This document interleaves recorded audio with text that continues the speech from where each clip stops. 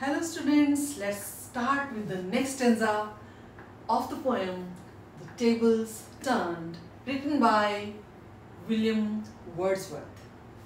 Let us see what does he say. She has world of ready wealth. She here stands for the nature. Has world of means bountiful, immense. What? Immensity of what? Of ready wealth. Ready means available. Wealth means wisdom and knowledge. तो कवि यहाँ क्या कहता है कि nature के पास भरपूर treasure है, किसका? नॉलेज एंड विजडम का। और वो नॉलेज और विजडम भी कैसा? Deep knowledge and deep wisdom. Our minds and hearts to bless. Poet कहता है कि ये नेचर की जो भरपूर कैपेसिटी है हमें नॉलेज देने की, ये हमारे दिल और दिमाग को कैसे ब्लेसिंग्स, हमारे लिए क्या है? ये ब्लेसिंग्स है। ये नॉलेज हमारे लिए एक कृपा है नेचर की हम पर। Spontaneous wisdom breathe by health. Spontaneous means अपने आप, बिना एफर्ट के। स्पॉन्टेनियस विजडम, विजडम ऊंची समझ, हायर थॉट्स। स्पॉन्टेनियस अपने आप जो हमें समझ आ जाती है, जो कि हमें नेचर की प्रेजेंस में मिलती है। ब्रीथ बाय हेल्थ, लेकिन ये कब आती है? जब व्यक्ति हेल्दी होता है। तो एक हेल्दी व्यक्ति, सबसे पहली रिक्वायरमेंट क्या है? एक व्यक्ति का हेल्दी होना। तो हेल्थ जो है वो हेल्प करती है किसमें?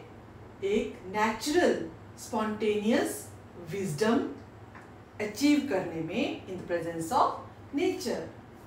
Truth breathe by cheerfulness. Now William Wordsworth says, if a person is cheerful, means if a person is positive, then वो क्या ग्रहण करता है? Breathe by cheerfulness. मतलब कि जब इंसान खुश है तो अपने आप उसके अंदर वो क्या ग्रहण करेगा?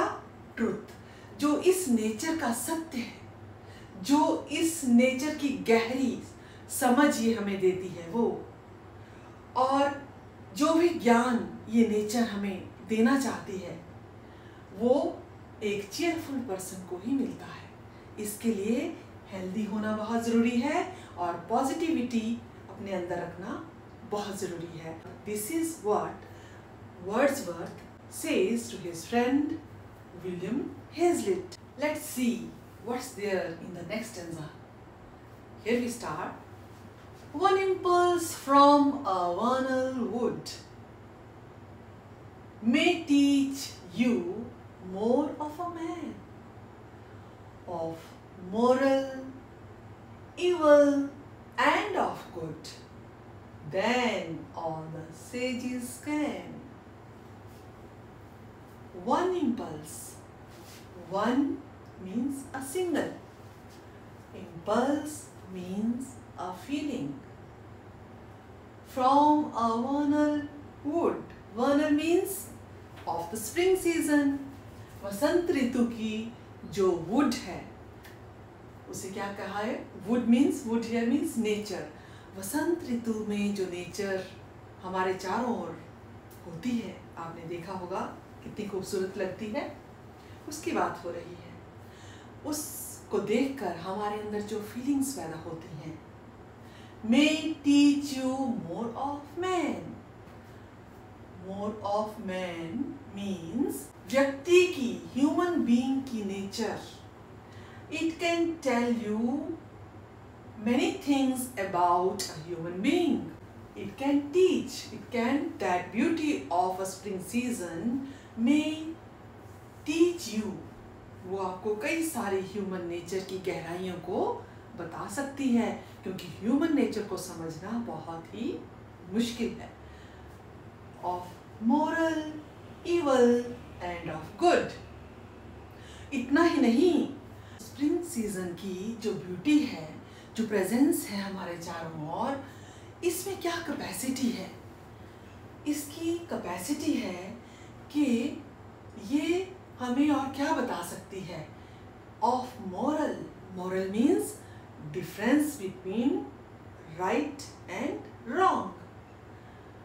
Evil end of good. और क्या हमें ये सिखाती है? बुराई और अच्छाई के बारे में ये हमें बताती है. तो ये कितनी जो हमारी नेचुरल टीचर है. Then all the sages can. It means the nature is no less than all the high level philosophers and scholars. Nature उनसे भी ज़्यादा हमें सिखाती है. Sages here are high level के जो स्कॉलर्स हैं और जो गाइड्स हैं, उनसे भी ज़्यादा, वो जितना हमें सिखा सकते हैं उससे भी कहीं ज़्यादा नेचर हमें लेसन सिखाती है. Let's start with the next stanza. Sweet is the law which nature brings. Our meddling intellect misshapes the beauteous form of things. We murder to dissect. What does the poet want to tell us is sweet is the law. Law here is the information that is passed on to the next person, which nature brings. Nature has bountiful knowledge, and it is much more than the books can give us. That's why it is sweet. Our meddling intellect misshapes the beauteous form of things. Nature, आपको पता है, nature has harmony, nature has rhythm, and the harmony and rhythm that nature has, this is its inherent beauty. ये nature की अपने अंदर निहित beauty है. और जब हम इस ब्यूटी को, इस रिदम को, इस खूबसूरती को अपने इंटेलेक्ट से एनालाइज करना शुरू कर देते हैं, that means when a person starts analyzing this beauty with his meddling intellect. तो इंटेलेक्ट को क्या कहा, उसकी समझ को क्या कहा? meddling. meddling means interfering. किस में इंटरफियर कर रही है? उसकी समझ, उसका तर्क. वो इस ब्यूटी को जानने में एक हर्डल का काम कर रहा है. इस तरह से इस ब्यूटी की गहराई को वो क्या कर रहा है? मिसशेप. कौन? इंटेलेक्ट. इंसान का इंटेलेक्ट उसकी ब्यूटी को डिस्टॉर्ट कर दे रहा है, उसकी शेप बिगाड़ दे रहा है. तो वो इस तरह से एक हर्डल बन रहा है. जिस प्रकार we murder to dissect. Dissect कौन करता है? एक साइंटिस्ट. एक साइंटिस्ट एक बर्ड को, एक एनिमल को ज़्यादा समझने के लिए डायसेक्ट करता है और इस तरह से उसका मर्डर कर देता है. इन द सेम वे जब हम ज़्यादा ही गहराई से नेचर की ब्यूटी को भी एनालाइज करने लगते हैं, तो हम उसी तरह से नेचर की ब्यूटी को भी डायसेक्ट कर देते हैं और फाइनली इसको मर्डर कर देते हैं, मार देते हैं. Meaning there by analyzing unnecessarily the beauty of nature, we finally destroy it. So dear students, here we are going to start with the last stanza of this poem. Let's see what's there in it. What does Wordsworth says? Enough of science and of art. Close up these barren leaves. Come forth and bring with you a heart that watches and receives. Enough. काफी हो गया. What? Of science and of art. Poet कहते हैं कि काफी हो गया. It's enough. Reading all these dry subjects like science and art. Close up these barren leaves. Poet किताबों के पन्नों को क्या कहते हैं? Barren leaves. Barren here are dead leaves because as compared to the nature is always lively, and while we are comparing the pages of a book, Wordsworth calls them barren leaves. Now he is willing us to come forth. Poet कहते हैं कि तुम बाहर आओ, nature में आओ, and bring with you a heart.